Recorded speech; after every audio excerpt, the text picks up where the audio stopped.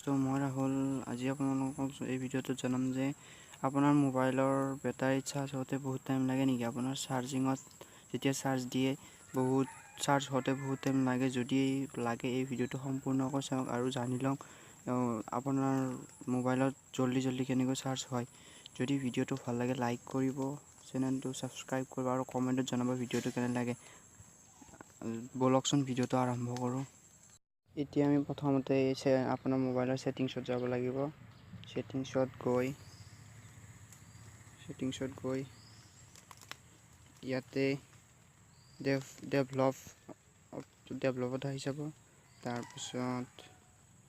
ইয়াতে USB বুলি এটা আছে তাত ক্লিক কৰিব সেইটো অন কৰি ল'ব অন কৰি লোৱাৰ পাছত ইয়াতে আছে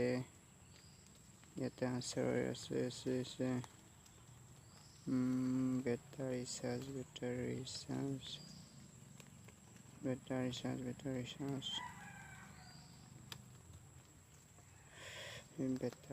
ইয়াতে আছে battery charge এইটো অন কৰি ল'ব তাৰপিছত battery charge অন কৰাৰ পিছত আপুনি আৰু এটা অপচন আছে সেই অপচনটো কৰি ল'ব যেতিয়া আপুনি মোবাইলটো চাৰ্জ দিব আপুনি মোবাইলটো ফ্লাইট মোড কৰি থব তেতিয়া আপোনাৰ মোবাইলটো চাৰ্জ হৈ থাকিব যেতিয়া চাৰ্জ হৈ থাকিব তেতিয়া আপোনাৰ মোবাইলটো জলদি চাৰ্জ হ'ব তেতিয়া ফ্লাইট মোডটো অন কৰি থলে আমাৰ মোবাইলটো